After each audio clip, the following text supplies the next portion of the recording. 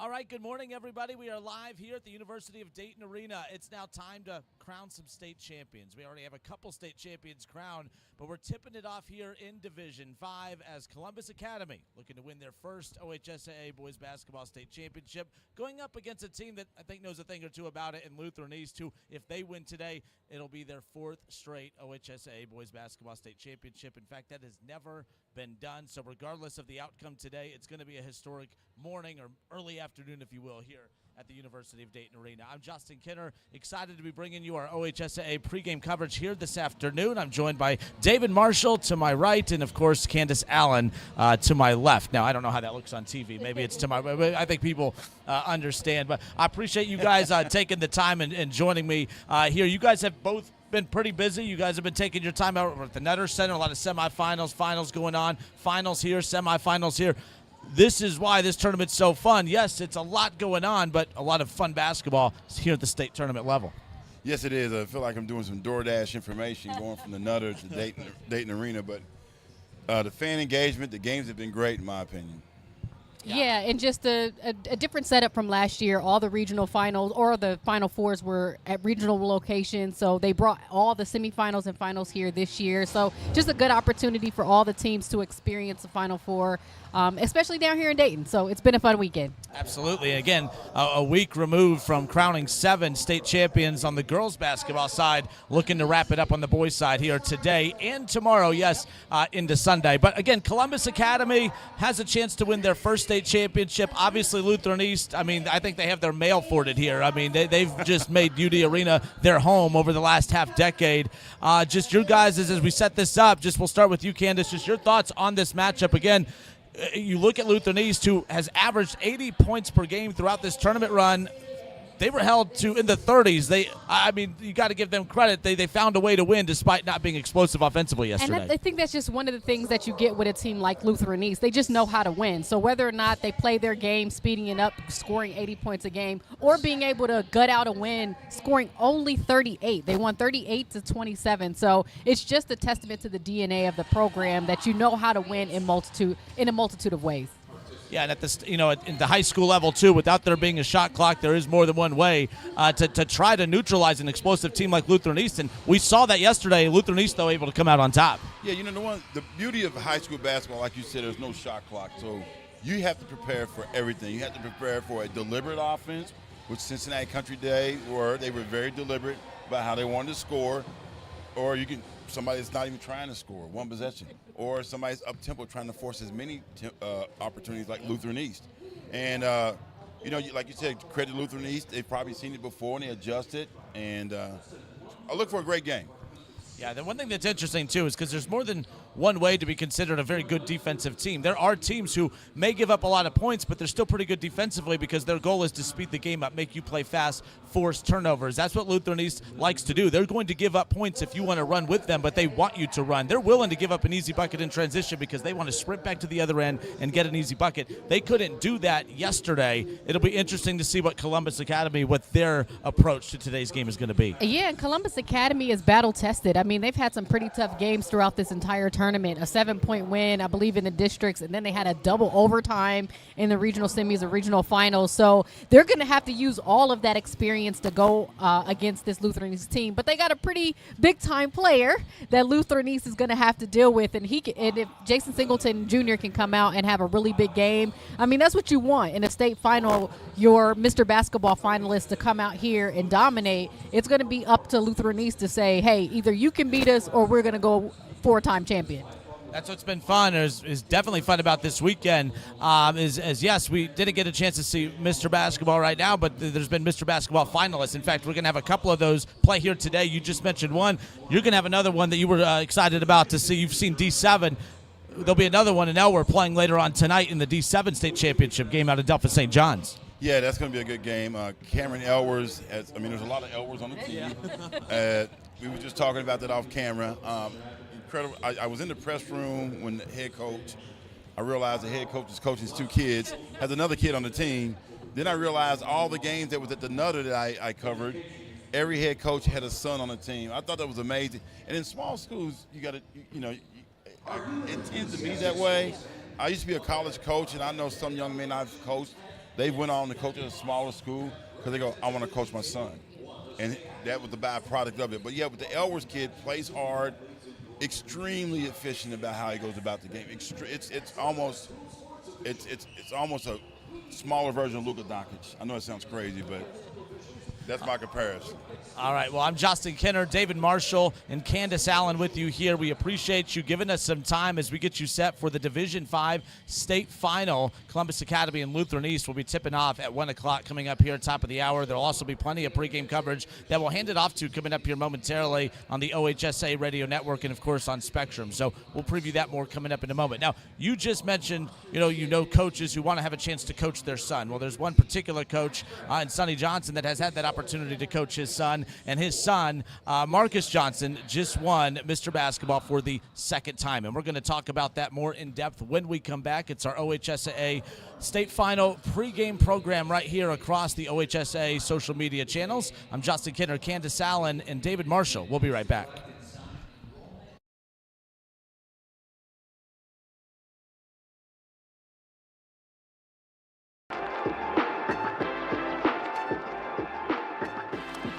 My favorite thing about playing high school sports is definitely the community it builds. This is where I've met most of my friends. I've learned a ton of life lessons. Getting to explore leadership, collaboration, and also teaching me a lot more responsibility. Having that school name on your shirt, it invokes a sense of pride. You're like repping your jersey, you're repping your team, your town. High school is all about building character and becoming a better overall person. It's taught me leadership, it's taught me resilience. It's helped me a lot mentally and emotionally, especially with my mental toughness and endurance, and gave me a growth mindset when setbacks happen. There's a direct correlation between how much work you put in and how much you're going to get out of that. I'm not only going to apply that to all the extracurriculars I do, that's going to apply to any tough situation that I'm in. My coach was always pouring into me, developing me, and really helped shape who I was.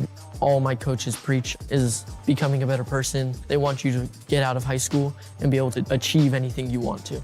Many people might go on to not play collegiately, they might not play professionally, but they can take a lot of skills that they learn and use it in their professional life, in their future careers. High school sports are worth protecting because it gives students an outlet to grow, to become a leader. Without high school activities, there is no high school experience. It's those experiences when you go out and you meet people that you're only connected with through your passions is what really makes you become the person that you're going to become after you go on and do bigger, better things. State associations matter because they protect the fairness and rules of high school sports. They are really the ones who are on the ground and know what their students need better than anyone else. They're here to look out for us. They're here to look out for what we love to do.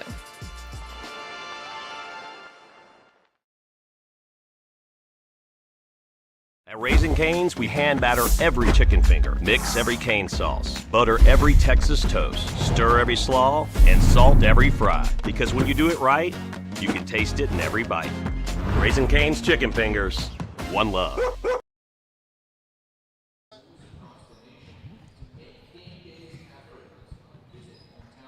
All right, and we are back. Justin Kenner alongside Candace Allen and David Marshall. It's the Division V state final here at the University of Dayton Arena, one of the host sites for the 2026 OHSAA State Basketball Championships.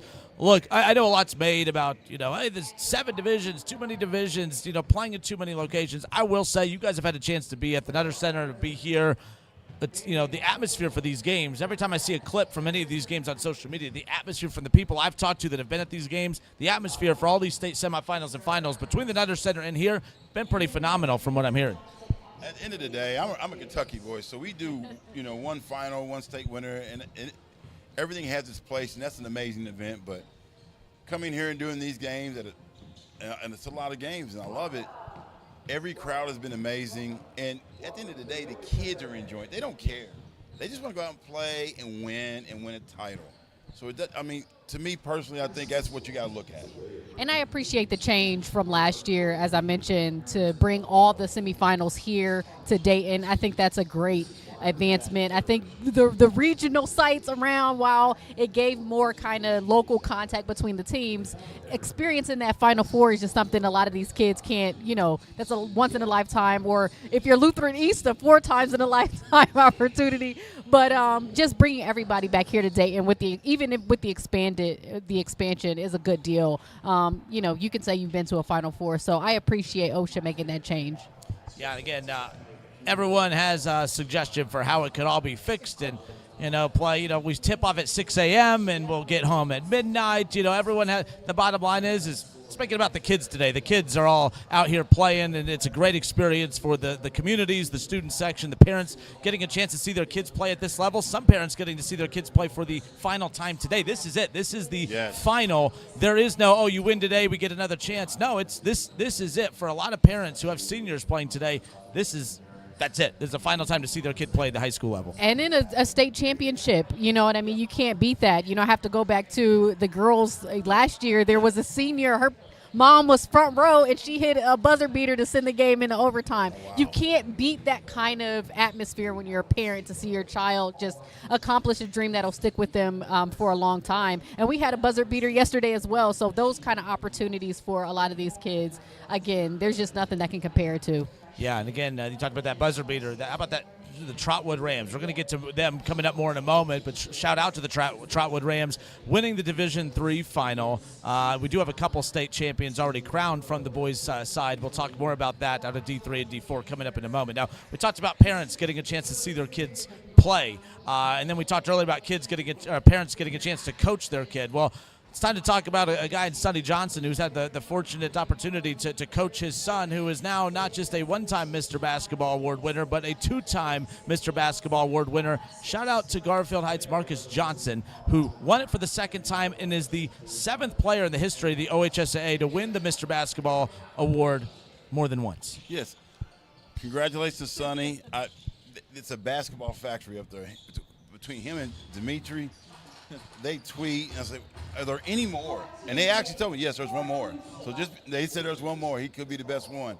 But I almost want to say his cousin Michi that went to Ohio State won Mr. Basketball too, right? Yep. So it goes on and on. I think one thing about that situation, I've met Sonny and his kids, have been around him. They're good people. I think that's really important. And the Elworth kid that finished second seems like a good person. So I like that also, that not only can you play, but you understand you have good character, you carry yourself the way you should carry yourself. Absolutely. Again, to win it for the second time, becoming the 7th player in the history of the OHSAA to take that award home not once but twice, pretty special. Yeah, and what Billie Jean King says all the time is pressure is a privilege, and having a kid come out and follow it up the same year, that's a lot for a high school kid. But to step in and be able to handle all of the pressure that comes with it, all of the spotlight, all of the attention, all the family members who obviously have accolades themselves, it's that added competition too. So for him to be able to back it up and then to get his team to get really far in the tournament as well. So it's just a great situation for him, and congratulations to Cam for being able to go back-to-back. Quite a feat. And to have a talent like that, too, because, a lot's made about so much nowadays when you have a super talented player like Marcus. There was a lot of speculation last year that, hey, he won Mr. Basketball, a tremendous player, future D1 talent at the college level. Would we have a chance to see him try to make it back-to-back Mr. Basketball awards? Because there was a lot of speculation that he could go the prep route, which is another whole dynamic that people like to argue and debate about nonetheless. So I also think it's beyond special that he was more than talented enough to go the prep route, but the fact that, obviously staying in the state, staying at the high school ranks and again, having a chance to bring home his second Mr. Basketball award, I think that's a big deal, and I think it's a big win for the state. Big win for him, his family, big win for the state. I like seeing talent stay in the state. I'm tired of seeing very good talent like that go the prep route, although it's better for them, I get that, or not better for them, but it's good for them, I get that. I think that's a big deal that he stayed and won that second straight award. I hate to keep bringing it back to the ladies, but you brought up a good point, is we didn't get the opportunity to see Sanaya Hall play in the state tournament. She's the top-ranked player in the country. She's going to be headed to the University of Southern California. we did not get to see her in this arena one final time. And like you said, it's a tremendous job on his part to stay in it so we can get us the opportunity to see him continue to play in high school. We understand that the kids have to make the best decisions for themselves, but selfishly, we would want the opportunity to see Ohio's best compete in high school. Absolutely.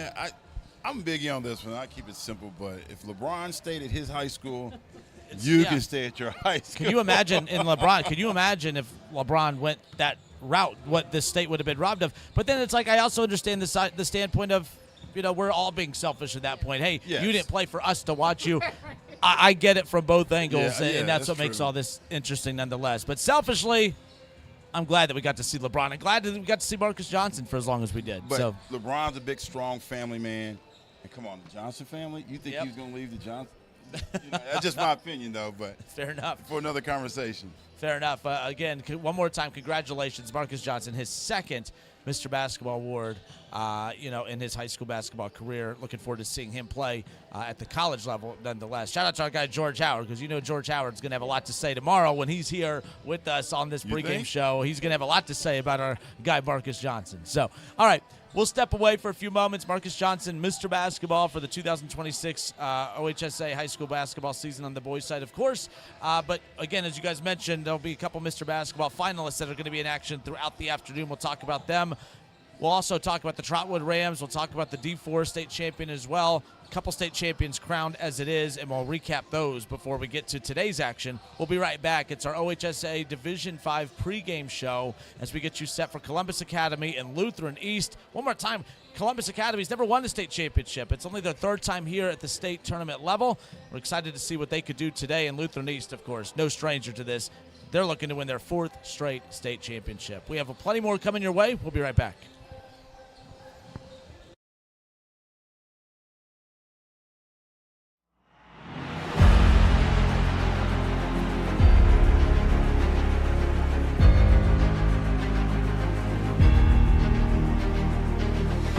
This game is for the kids. My name is Sydney Opfer and I'm a junior here at East Knox. This past summer, our KMAC athletes gathered in Fredericktown to discuss how to improve sportsmanship throughout the year. This game is about sportsmanship and respect. I'll begin by asking everyone to support the dedication and hard work of each team and coach. We'd also like to thank the referees for taking the time to officiate the game we love. We officiate for the love of the game. We officiate for the kids. Fans, we ask you to please be kind and respectful so that we can continue competing. Thank you for your time and support, and good luck to both teams. Let's make this a fun experience for everyone here. Respect the game. Do me a favor, respect the game.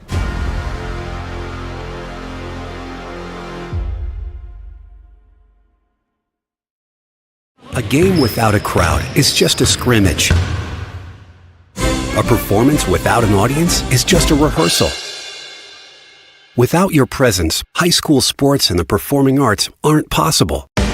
Ensure that these essential extracurricular activities continue to enrich the lives of students in Ohio. Purchase a ticket to your local high school's game or performance. This message presented by the OHSAA and the Ohio Interscholastic Athletic Administrators Association. At Raising Cane's, we hand batter every chicken finger, mix every cane sauce, butter every Texas toast, stir every slaw, and salt every fry. Because when you do it right, you can taste it in every bite. Raising Cane's chicken fingers, one love.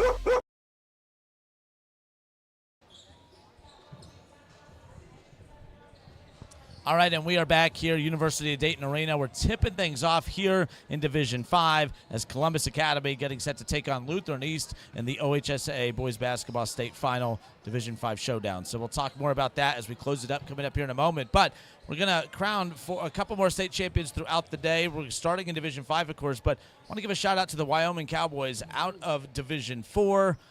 Division 4 state champions. Their high school basketball season came to an end, and they were the last one standing out of Division 4. Yeah, they beat Cleveland Granville 73-48 and kind of dominated from start to finish. They couldn't do anything with Carlisle Bigsby. He finished with 20 points, 12 rebounds. But the player of the game to me was Kellen Wiley. He nearly had a triple-double, and well into the third quarter nearly had a triple-double. 20 points, 11 boards, 8 assists. It was just a dominating game from start to finish.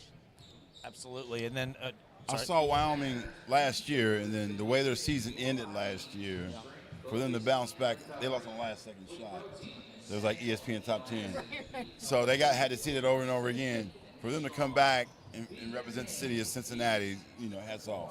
Absolutely. So, again, congratulations to the Wyoming Cowboys out of Division IV, your 2026 OHSAA Division IV boys basketball state champions. And then Division III. How about the Division III state semifinals and final? 3 games. You got 2 semifinals and the championship yesterday. 5 points was the point differential between all 3 of those games. That's how tight and competitive that was. Trotwood, every state champion earns it, but Trotwood earned it. Congratulations to the Trotwood Rams, your 2026 OHSAA boys basketball D6 champions. How about the Trotwood Rams? I mean, Trotwood just stayed in it the entire game. Them and Steubenville, they went back just back-to-back. The crowd was incredible. In the entire lower bowl nearly was full.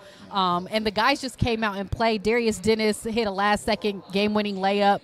Finished with 17 points, 14 boards, 4 steals. So he was just all over the court. And, the interesting thing about it was Trotwood had lost the lead, and it kind of went back and forth until Darius was able to make that layup. He actually missed one about 10 seconds before. So it's quite a turnaround for him to be able to score the game-winning basket. And Santonio Haney from Steubenville had an opportunity at the end to make it, and unfortunately it just didn't go in. But it was a physical game, if I could call it that. Probably one of the games I've seen more players hit the floor and slide around, but incredibly physical and competitive. But just a great atmosphere last night. So congratulations to Trotwood. Yeah, Trotwood, what makes, talk college basketball this time of year with March Madness, it's the upsets, it's the buzzer beaters, but to get a buzzer beater, to force overtime, to get punch their ticket to the state final, I mean, what a year for Trotwood, and it had all the dramatics, the close games, a humongous crowd here. It was loud here at UD Arena for Division III. Oh, I bet it was, no doubt. You talk about physicality, the Kalida game, and then the St. John's game that's going to come up, I'm going to broadcast. Their games over at the Nutter Center it was football. I mean, and it wasn't like, hey, you're not calling. It was just very, very, very physical. And I was impressed. I like that because there's, with officials, people want to complain about officiating because that's what everybody does. I think I've heard nothing but great things about the officiating because letting it be decided on the floor. Like, basketball is one of those. It's a weird sport where. When players get a foul, you're penalizing them to the points where you're trying to take the best players off the floor. I don't like that. So I do like that the officials are letting these guys play physical. It's the state semifinals. It's the state championship. Exactly. Physical, play. I like that. But I guarantee you we're about to have a physical one coming up. Division V state championship here at UD Arena as we wrap this up. Closing thoughts. Mr. Marshall, we'll start with you. Lutheran East looking to win their 4th straight championship. It'll be the first time in the history of the OHSAA that a boys team wins 4 straight state titles. And then, of course, whether you look at Columbus Academy, if they win, it'll be their first one. This is going to be a fun one, a physical one, and it's a great game to tip off state championship Saturday. Well, I've seen Lutheran East win their first one. I've been with TKDS Sports covering their games. We did the Kobe Bryant Classic a couple years ago, and they're going to play hard. They're going to compete. They're amazing in transition. They have finishers. So that's one thing I can count on for Lutheran East. I don't know a lot about Columbus, but at the same time, I know a lot about Lutheran East, how they play. All right, and you look at Columbus Academy. Obviously, they have their hands full. Lutheran East has been a handful for everyone over the last. They're going for their 5th in their last 8 years or whatever. I mean, this is a good team. They know how to win. Columbus Academy. They've had a great year, too. They have a chance to win this as well. Yeah, and like I said, Jason Singleton Jr., he signed to Harvard. He's going to have to play big. And I think the biggest thing for Columbus Academy is making the appropriate adjustments when needed. If it turns into a track meet, they're going to have to run. If it turns into a half-court game, they're going to have to respond to that. But this is the time for your big-time player to have a big-time game. You can't sit back, play it cool. You get one opportunity. And what a way to go out to get your school's first championship against a team going against their 4th. So I'm all for the best. If you're the best player in the floor, you're a Mr. Basketball finalist, you got to come up and show out. All right, well, good stuff. Mr. Marshall, Candace, I appreciate you guys. Thank you so much for joining us here today. We're not done, though. We got a lot more coming your way. It's the OHSAA Boys Basketball State Championship pregame show. We'll be joining you before each and every game throughout the afternoon, and we got a lot of big championship games coming up. But coming up next, the Division V final Of course, as Columbus Academy gets set to take on Lutheran East, we got a good one coming up next.